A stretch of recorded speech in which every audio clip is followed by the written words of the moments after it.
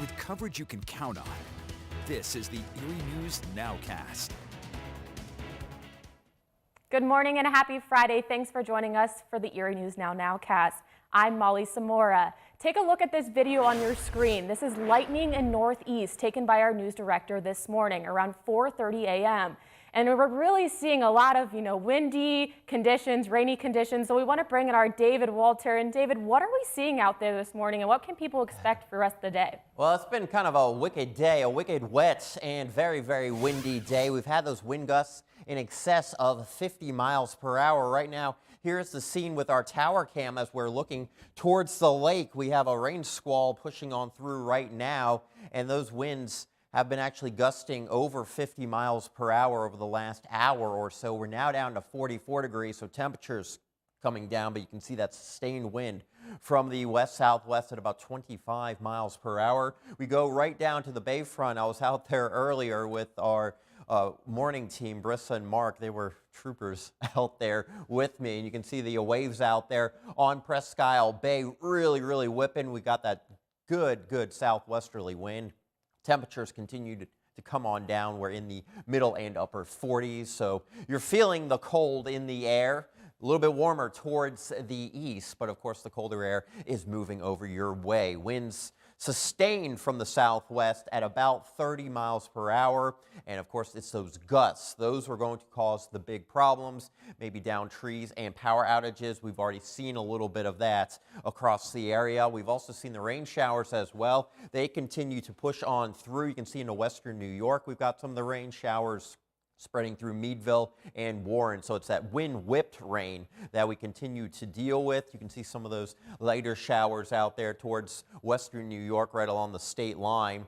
And we will see this for probably the next couple of hours before the rain showers really depart, and we're still dealing with the winds. And you can see Futurecast will show us just that as we get into the afternoon. Still some scattered showers out there for areas away from the lake shore. You can see later in the day it does look fairly quiet. Still a lot of clouds overhead, winds lightening up in a whole lot, I should say, as we get into the evening hours. And really Saturday not looking too bad. We could start off early in the morning, possibly a brief shower. Other than that, we are looking pretty good as we continue on through the day, but more high clouds ahead of our next weather maker, which is on a Sunday. So for today, we've got the wet and windy conditions out there. Temperatures holding fairly steady for the rest of the day. If you're in the 50s now, you'll be coming down into the 40s as we get into the afternoon into Crawford County, and those temperatures will certainly be chilling down into Warren County as well. So a lot of very active weather to go today. Tomorrow, not too bad. We'll look at the extent of the weekend, and we'll actually look ahead to April coming up in just a moment. Molly? Thanks, David. And like you were saying, weather is really the major concern around the region as we have weaker side of that same storm system responsible for deadly tornadoes in Alabama makes its way through our area. We started to see the windy conditions take across northwest PA as we're getting reports of downed trees in some spots, like along Cherry Hill Road in Albion, out in western Erie County. Penelec is reporting close to 100 homes in that area have lost their electricity. They're also reporting that close to 500 homes in Crawford County are without power. Erie News Now will continue to monitor the damage in our region throughout the day. It's a big day in the local vaccination push with 3 large-scale clinics happening across the area. AHN St. Vincent is holding a mass vaccination clinic at the Erie Insurance Arena happening right now, and there are still appointments available. That's one taking place until 4 p.m. today at the downtown arena. Hospital officials say they'll be administering 2,000 doses of the coronavirus vaccine to eligible people in Pennsylvania's Phase 1A. They tell us that recent changes with vaccination distributions have really helped smooth out the process. Up until this point, it's been the supply has not been as consistent, or we haven't known far enough in advance to be able to plan these types of events. But now that we will have that consistency, it'll make planning further out into the advance more feasible. So if you're in the state's vaccination Phase 1A and want a shot, the Allegheny Health Network is scheduling them through their MyChart website. There are also clinics happening today at the Erie Second Baptist Church and another at the Meadville Medical Center in Crawford County. We have links to all of this on our website, erienewsnow.com. And it's big news this morning for the area's largest school district. A new plan now calls for all of the Erie School District students, more than 10,000 students, to get back to full-time in-person learning next month. It all follows by a Thursday vote of the Erie School Board. The plans to bring elementary students back to 5-day in-person instruction starting April 26th. Middle and high school students will also return to 5 days a week instruction. Another change includes eliminating the 15 student per classroom cap. School board members say they're confident their plan will keep students and faculty safe.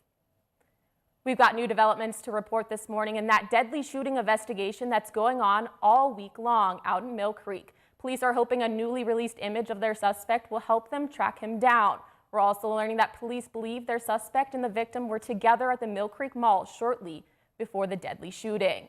Mill Creek police say they're searching for a 20-year-old regional Welsh of Erie. They say they have security camera proof that he was at the mall with that 25-year-old victim identified as Casey Nadali of Titusville. It all ended near the corner of Zuck and Zimmerly Roads in Mill Creek Tuesday night. Erie News Now has learned that police have identified the woman they've been calling a person of interest. They say she was also at the mall right before the shooting, and she was with the victim in an SUV when he was shot. They're not releasing her name or relationship to the victim. She and Welch are both on the run this morning. There might be some tired members of the crew over at the Erie's animal shelter this morning.